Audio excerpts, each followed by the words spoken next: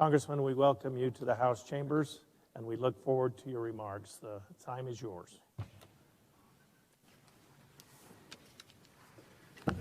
Thank you, Mr. Speaker, Majority Leader. I just had the privilege of speaking on the other side of the building, and I'll say the same thing to you to open this up. It still happens to me. The hair stands up on the back of my neck every time I come in here. I miss it, and I miss all of you. So it's a privilege to be here. Thank you. This year is extra special for me, and I come with a higher degree of appreciation than normal. And I say this not for empathy, but just to convey some thanks. As some of you might know, I had a significant disagreement with cancer over the last year, and I firmly believe it's God's grace is the reason I'm standing here. And a lot of prayer, including from some of you in this room, and I know because you called me and you told me. So as of December, we're declared cancer-free. So when I say I'm glad to be here, I mean that in more ways than one. So thank you for that. I'd also like to acknowledge your former colleague, currently my Chief of Staff, Cliff Bayer. Cliff has spent all 10 years here with me, plus some more on his own, and we're still together, and I couldn't possibly have a better staff chief there. And up in the gallery, some of our other staff members, I'm going to mention them later, but Dirk Mendive, Christy Knight, Tori Shockey, Mike Cunnington, and Michelle Jarvis are here, and if you don't know them, I want you to. They're in the closest office we have to Meridian, and we want to be a resource for you. So 234 years ago, the United States Constitution was ratified. Since then, the United States of America has generated more prosperity than the rest of the world in history combined. It's not by accident. Those guidelines were divinely inspired, and I believe we have been blessed as a result of that ever since. But the circumstances of the day have put an inordinate strain on the governed and those who govern. The two most significant powers granted in that Constitution to the federal government is the military, or protection of its citizens, and the regulation of commerce. Most other responsibilities are rightfully at the state and local level. But over time, the federal government has encroached beyond its original intent.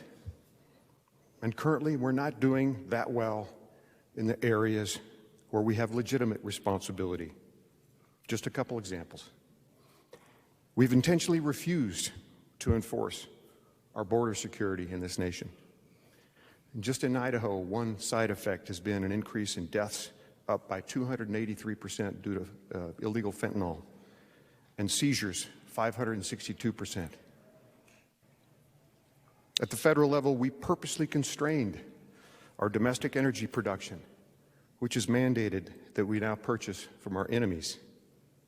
And I'm reminded every day that Idahoans are sick of that, and Americans are sick of that.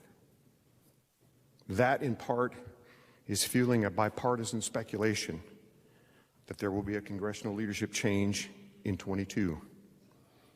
And that's also why many of those who had declared that the elections of 2020 were the most secure in history will make yet another attempt to radically reform the election system.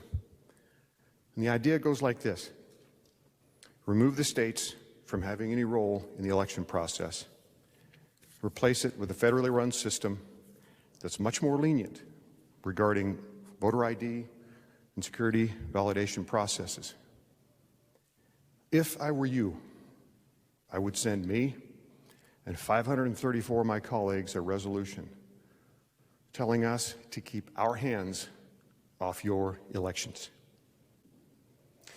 Regardless of the election outcome and the party in charge in Congress, we cannot assume that Washington, D.C. will produce policies that are best for the state of Idaho, because we've strayed. We've strayed from the guidelines in that constitutional rule book. We overreach, and we tend to come up with one-size-fits-all solutions for all states in the nation.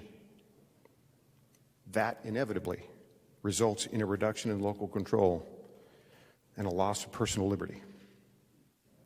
So to hold true to our constitutional convictions, we all must work to stop that. I believe the role of the state legislatures across our nation are more important today than they ever have been. And of course, you've got the budgeting responsibilities and the traditional duties of state government. Now, also, you sometimes need to be a backstop for some federal actions. You need to act boldly in areas authorized by the 10th Amendment. It's not complicated. All we have to do is know our constitutional rule book and follow those guidelines. But it's also not easy. It's not easy for any of us. DC old-timers tell me there's more conflict in the United States Congress today than at any time since the Civil War. Our system is designed to keep us apart. We have proxy voting. We have remote voting. We have remote committee hearings. Much of my effort is spent trying to get access to my colleagues or just break down communication barriers. Like here, success is often measured in the bad things you stop instead of the good things that you pass. The keys for me are to attack the issue, not the person. And you can be flexible with implementation, but never on your principles.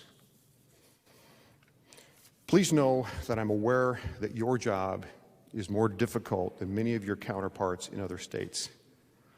For example, you deal with agencies, or you have to deal with agencies due to an immense amount of federal land and limited use thereof. Sometimes costs that are associated with that, like the cost of wildfires. 44.5% of your budget comes from federal sources. And that's a lender that's $30 trillion in debt. Then you've got growth.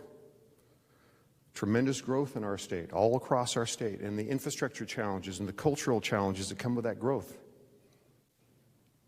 I get a chance to speak with groups of people all across the state, and I make a habit when I do that to ask everyone in the room, I'll say, how many of you have moved to Idaho within the last 2 years? And inevitably, I get a lot of hands. And I say, welcome. Welcome to Idaho. Welcome to my home. My family's home for well over 100 years. Now, don't forget why you came here. Because you left something or you're coming to something that's better than where you were. And how you engage now will dictate whether or not we can keep it that way. And I encourage you to do the same and raise the awareness. This is a special place. And in part, it's up to us to keep that uniqueness. So on these and other issues, please use me and my staff across the state as a resource. We do thousands of constituent service issues and cases every year, and we'll help you any way we can. And I'll close my comments with this.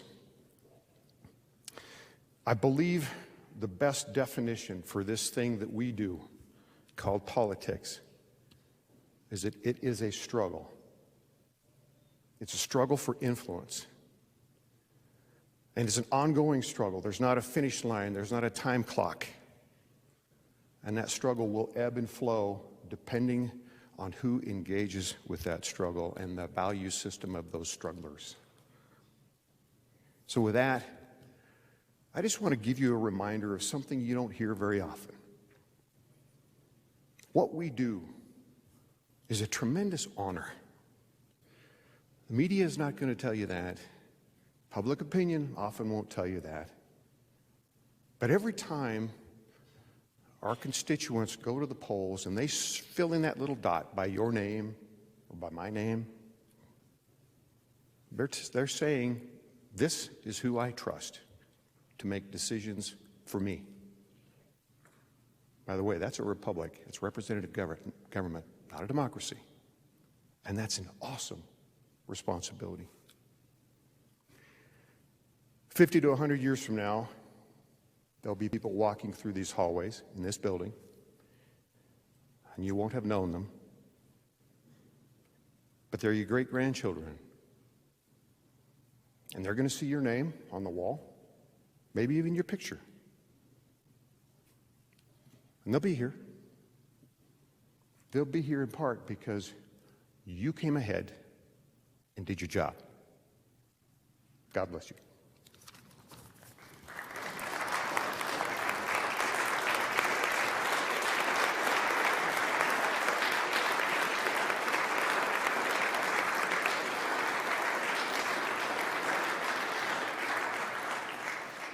I had the distinct privilege of working with then Senator Fulcher through the years, and I count him as a good friend, and I appreciate what you had to say for us today. It was heartfelt. We're glad that you're back in the pink, health-wise, and again, let us show you our appreciation.